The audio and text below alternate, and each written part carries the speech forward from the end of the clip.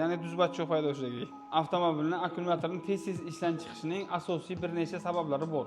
Birinchi sababi generator nosozligi, ya'ni generator to'liq akkumulyatorni tok bilan ta'minlab bermasa, akkumulyator tez bo'shab qolishi. Maslahatim, generatordan chiqadigan tokni tez-tez multimediada o'lchab turing. Odatda 13.8, 14.2, 14.4 bo'lishi kerak. Ikkinchi sababi tok sistemaga tok o'g'irlash bo'ladi, ya'ni duzbatchoq haydovchiligi. Ya'ni ayrim qurilmalar tok o'g'irlaydi. Ular signalizatsiya, kolonka, ustunlikda shunga o'xshash narsalar bo'lishi mumkin. Maslahatim, yaxshi avto elektrik bilan o'g'irlanadigan tokni aniqlang. Volt Energy to'g'ri tanlov. Uchinchi sababi qisqa masofalarda tez-tez yurib turish. Mashina tez-tez ishga tushib, uzoq masofa yurmasa, generator akkumulyatorni to'liq zararla olmaydi. Maslahatim, haftada bir marta 20-30 daqiqa davomiyligida mashinani yurg'izib turing.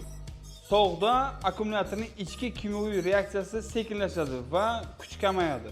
Maslahatim, sovuq kunlarda avtomobilingizni issiq joyda saqlang yoki akkumulyatorga yechib, issiq joyda olib qo'ying. Eski yoki sifatsiz akkumulyatorlar. Akkumulyatorlarning o'rtacha umri 1 yildan 2 yilgacha cho'ziladi.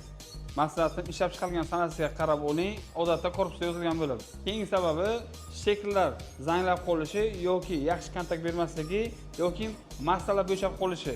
Maslahatim, kontaktlarni tozalab, mahkamlab chiqing. Ushbu video sizga yoqqan bo'lsa, biz bundan juda xursand. Keyingi video avtomobilning qaysi qismi bo'lishini kommentariyga yozib qoldiring.